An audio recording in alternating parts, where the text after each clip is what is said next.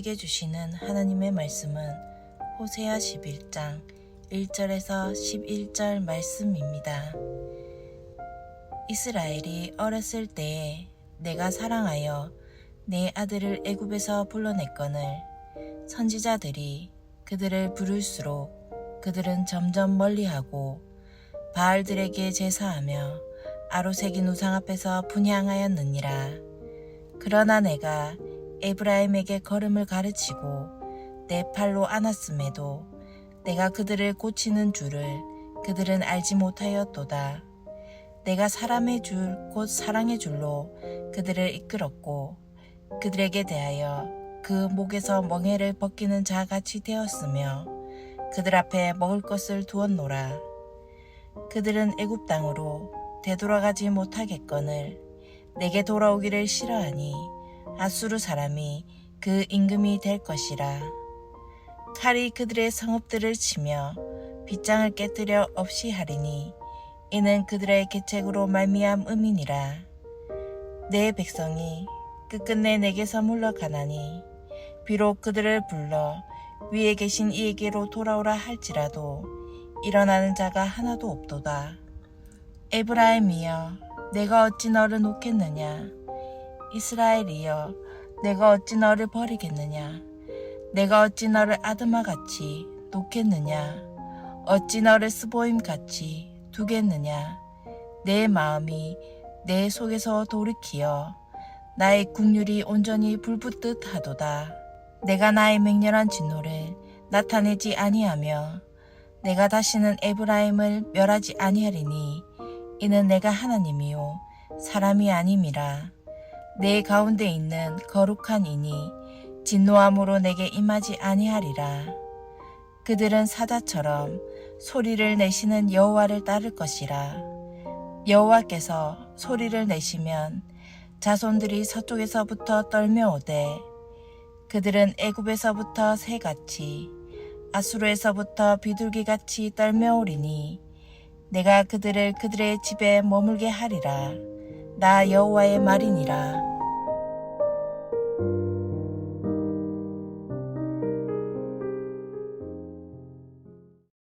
호세아서 1장에서 3장은 남편과 아내의 관계를 통해 하나님과 이스라엘의 관계를 설명했습니다. 반면에 오늘 본문인 11장 1절에서 4절은 아버지와 아들의 관계로 하나님과 이스라엘의 관계를 설명합니다. 오늘 본문의 첫 절인 호세아서 11장 1절을 보겠습니다. 이스라엘이 어렸을 때에 내가 사랑하여 내 아들을 애굽에서 불러냈거늘. 하나님은 이스라엘을 내 아들이다라고 표현하시며 처음에 그들의 신분은 애굽의 노예 신분이었으나 하나님께서 그들을 애굽의 노예에서 건져내셔서 자유를 주셨다라고 했습니다. 1절에서 내가 사랑하여 불러냈거늘 하나님의 선택을 보여주고 4절을 보면 내가 곧 사랑의 줄로 그들을 이끌었다라는 것은 하나님의 인도를 보여줍니다. 그러나 이스라엘은 하나님의 이러한 사랑에 적절하게 응답하지 않았습니다. 2절에 보면 선지자들이 그들을 부를수록 그들은 점점 멀리하고 바알들에게 제사하며 아로새긴 우상 앞에서 분향하였느니라 라고 되어 있는 것입니다. 그들은 선지자들을 통해 전해지는 하나님의 음성에서 멀리 떠나 바알신과 같은 우상 앞으로 가까이 나아가고 있었습니다.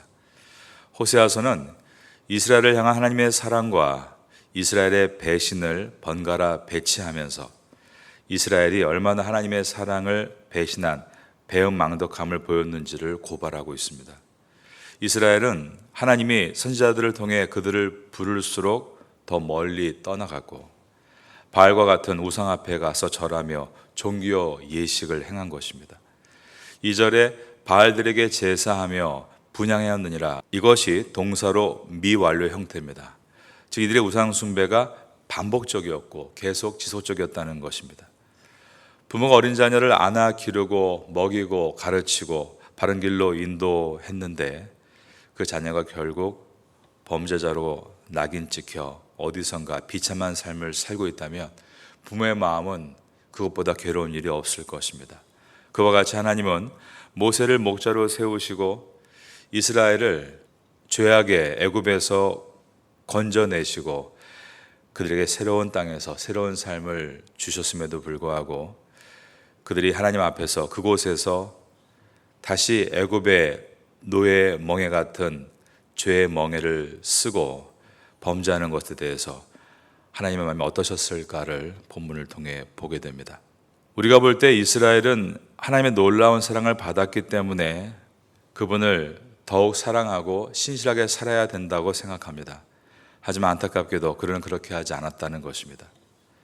마치 말을 듣지 않는 아이가 부모가 애타게 부를수록 더 멀리 도망치는 것처럼 이스라엘은 하나님께 돌아오라는 명령에 부응하지 않고 더 멀리 떠나가고 있었습니다. 하나님이 선지자들을 통해 히브리어로 슈브, 즉 돌아오라, 회개하라 라고 부를수록 그들은 더 멀리 떠난 것입니다. 11장 전체는 슈브, 돌아오라, 회개하라는 이 단어가 핵심 동사로 계속 반복됩니다.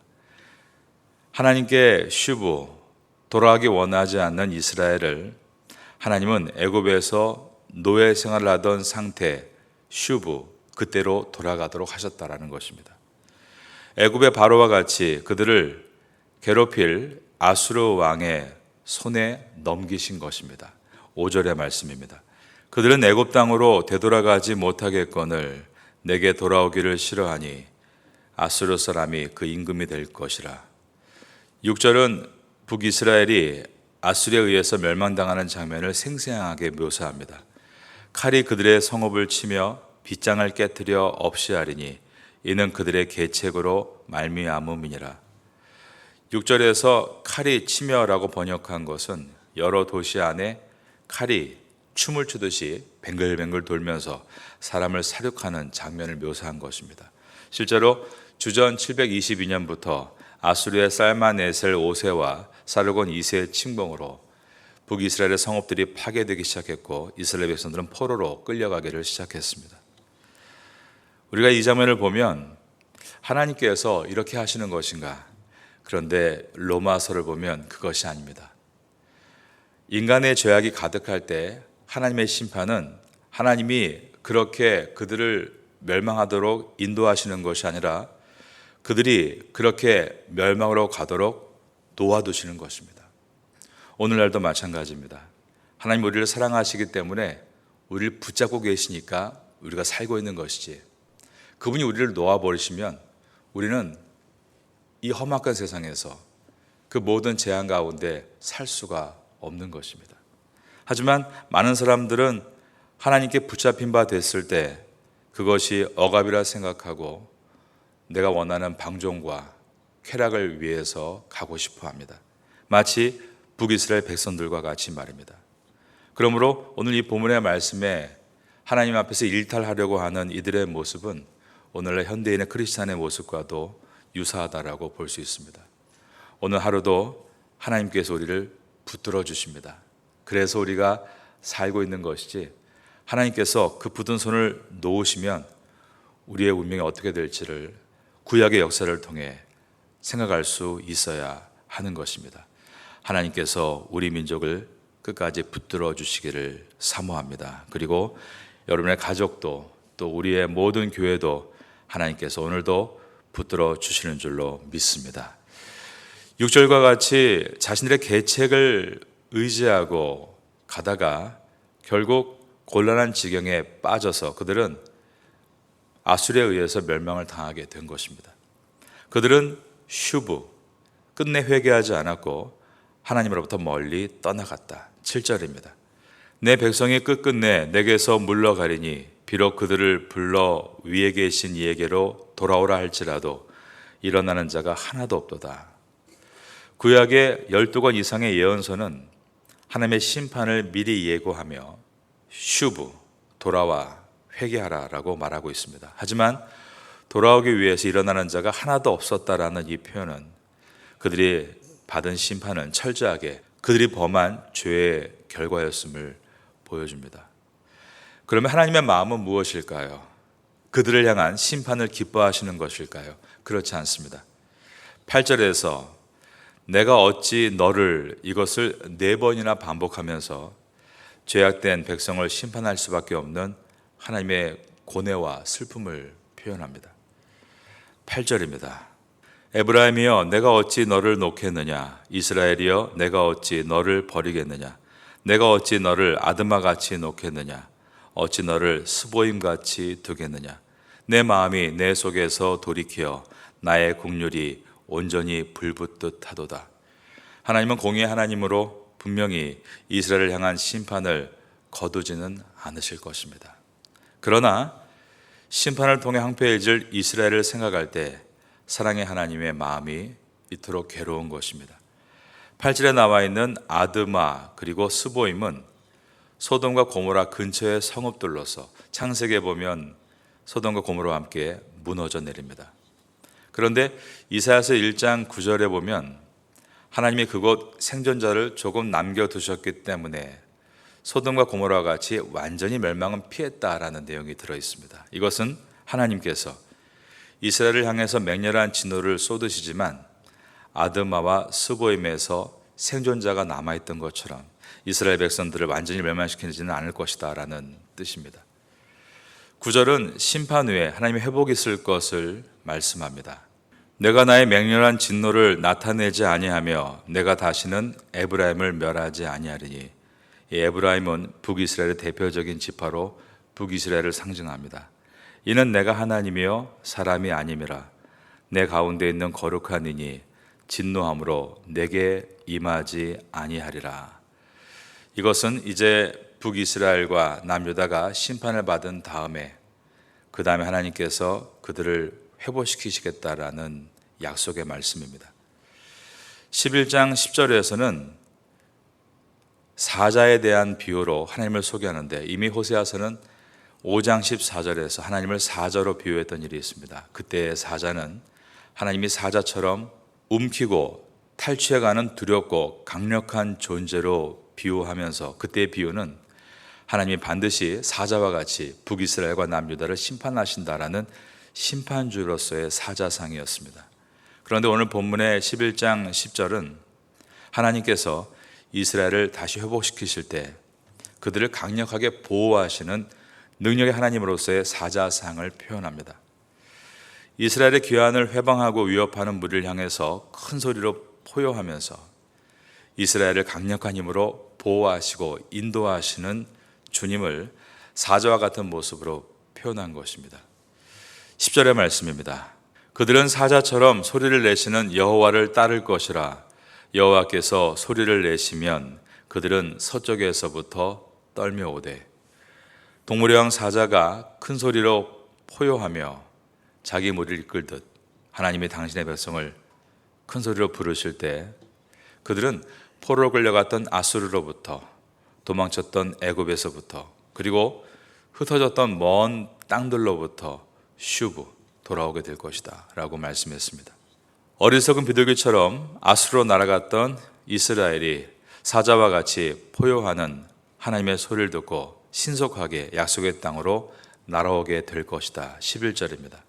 그들은 애굽에서부터 새같이 아수르에서부터 비둘기같이 떨며 오리니 내가 그들의 집에 머물게 하리라. 나 여호와의 말이니라.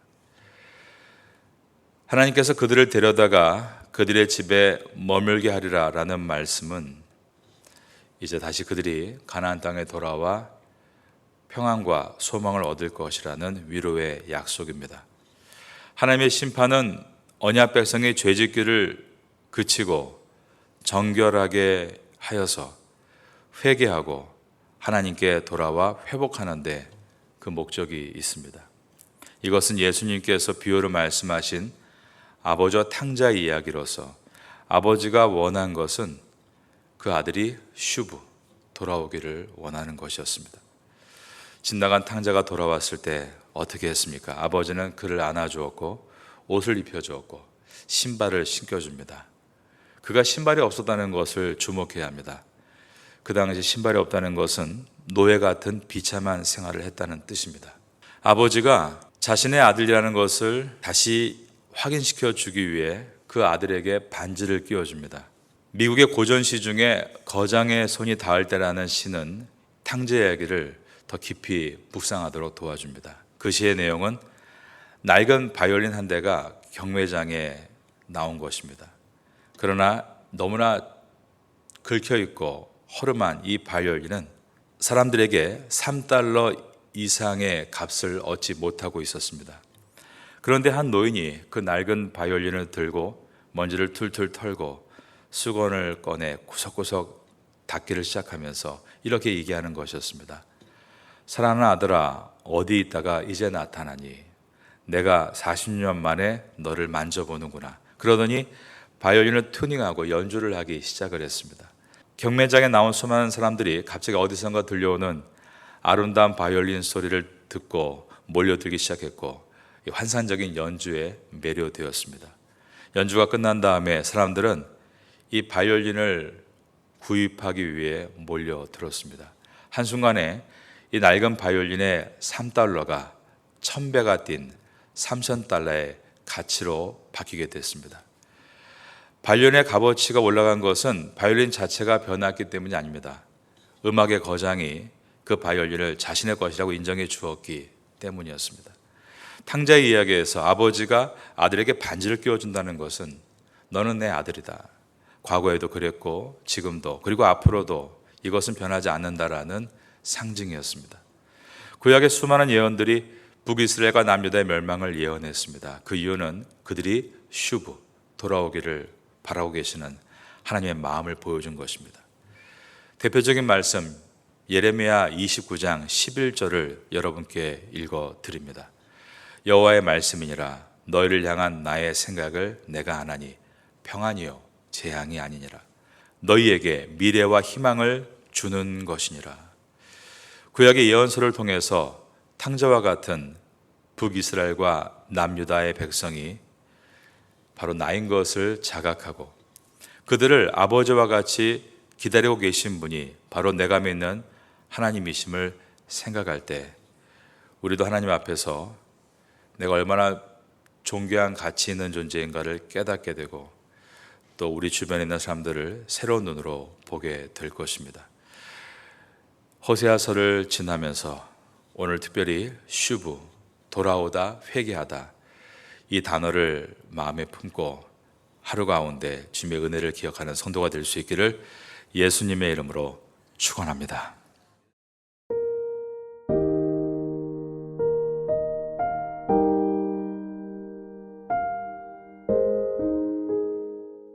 지금은 함께 기도하는 시간입니다.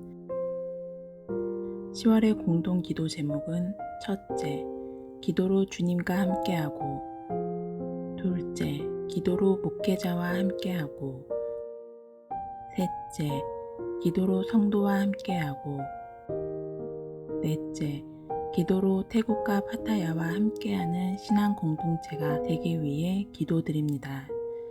말씀을 붙잡고 기도하는 귀한 시간 되시기를 소망합니다.